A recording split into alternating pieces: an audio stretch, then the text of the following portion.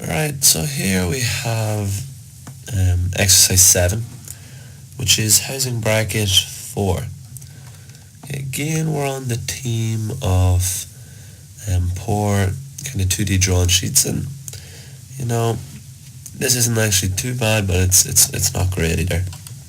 Our views, we spoke in the last kind of video about views being too small. These are actually quite big views, taking up a lot of room. They're very close to the edge here. You have a lot of dimensions squeezed in.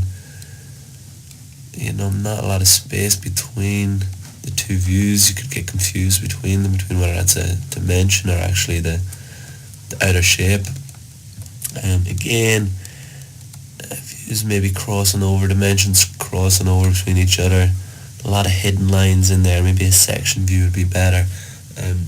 So just not overly clear, but again gives appreciation of what we're dealing with. Looking at this, there's a good bit going on, and we're going to see a lot of useful tools and get to work on a couple of things in this video, so that's quite good. Like any part, you want to look at it, you want to filter it down and try and spot different features along it, and build it up and create a timeline in your head of how you're going to produce this. For myself, looking at it, I can see I've got like a cylinder here, so I can extrude up. Is there anything else I can notice about the cylinder? At the bottom we also know there's all them hidden lines representing this little pattern. We've actually got a couple of patterns here. We've got a linear pattern for this, we've a linear pattern for this, circular pattern, a linear pattern here, and even then we notches there, linear pattern. So there's quite a bit going on here. So we'll take it piece by piece. I've done enough talking, we may as well get into the video, get into SOLIDWORKS and start a new part.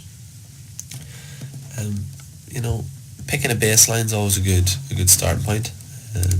So open up a sketch, we'll go from the top plane, back into our video, or into our drawing. The cylinder is a fairly core piece, a good strong base for ourselves. So I'm going to start off with sketching out that.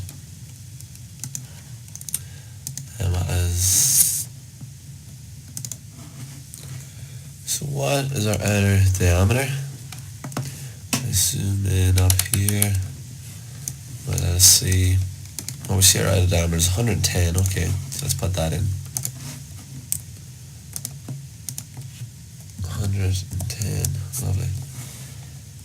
Now when we look at this, we should also note, if I was going to put the hole in, there's not a uniform thickness around there, so I've got to be careful with that. So the way I'm going to deal with it is I'm going to extrude this up as a thick cylinder with no hole in the middle of it, and then I'm going to cut that down just so I can get that difference in thickness from this side to this side. So let's see, what is our overall height? We've got 120 there, so that's what we'll go with. So features, extrude that up, 120. Lovely. If you press F on your keyboard, it takes you straight into proper zoom of it. Good perspective. Right, so I'm going to cut down through the top. So let's take that. I'm going to sketch out on that. I'm going to take a center circle, pull it out. What sort of thickness are we looking from here? Well, I can see up here 90 looks to be a winning one for us. Yeah, 90 to here.